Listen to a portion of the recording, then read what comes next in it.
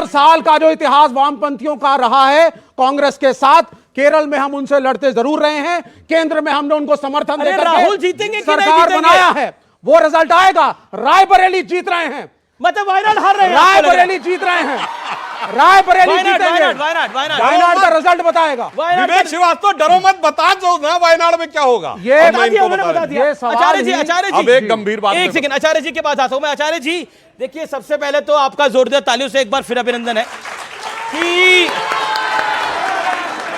ऐसा आपके समर्थक कह रहे हैं, देश की पब्लिक कह रही है कि अब आप राइट जगह में आ गए हैं, राइट जगह पे आ गए हैं।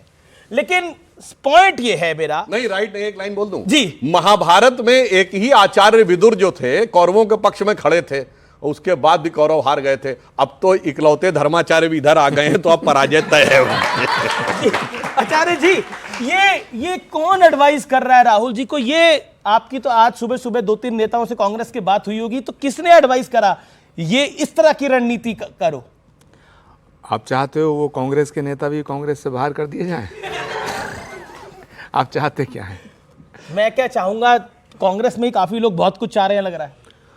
देखिए, मुझे लगता है कि राहुल गांधी जी को अमेठी लड़ना चाहिए था, क्योंकि राहुल गांधी एक ऐसे नेता हैं जो कांग्रेस के सर्वमान्य नेता के रूप में उभरे हैं और पिछले 14-15 सालों से उनका एक छत्र राज कांग्रेस में है, उन्हीं के फैसले हैं। और जब सेनापति, जब राजा युद्ध से बाहर जाता है तो फिर सैनिकों का मनोबल टूट जाता है। तो राहुल गांधी अगर अमेठी से लड़ते तो ये मैसेज जाता कि वाकई राहुल गांधी डरते नहीं हैं। लेकिन राहुल गांधी बिल्कुल सबसे ये कह रहे थे कि डरो मत। बल्कि कांग्रेस की वर्किंग कमेटी में जब उनका भाषण हुआ तो उन्होंने कांग्रेस के तमाम नेताओं से कहा कि डरो मत। जब उदयपुर चिंतन शिविर हुआ, मैं पॉलिटिकल अफेयर्स कमेटी का मेंबर था, मैं भी उस कमेटी में था, तो राहुल जी ने उसमें भी कहा कि डरो मत। उन्होंने पब्लिक मीटिंग में भी कहा कि डरो मत। उन्होंने मीडिया के लोगों को कहा कि डरो मत। लेकिन यहाँ कह रहे हैं अमेठी से लड़ो मत।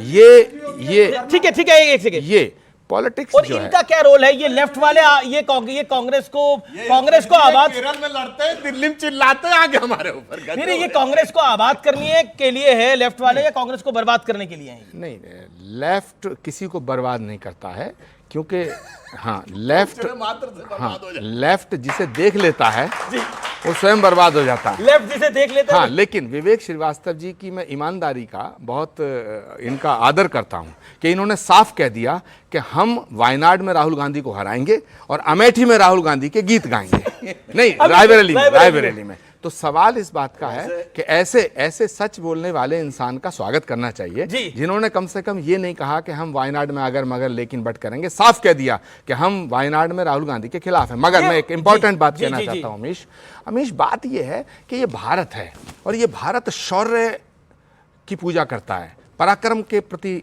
नमन करता, पराक्रम को प्रणाम करता है। ये भारत है जहां, ये शिवाजी का भारत है, छत्रपति शिवाजी महाराज का सर्वस्व निछावर हो गया, लेकिन औरंगजेब को सजदा नहीं किया।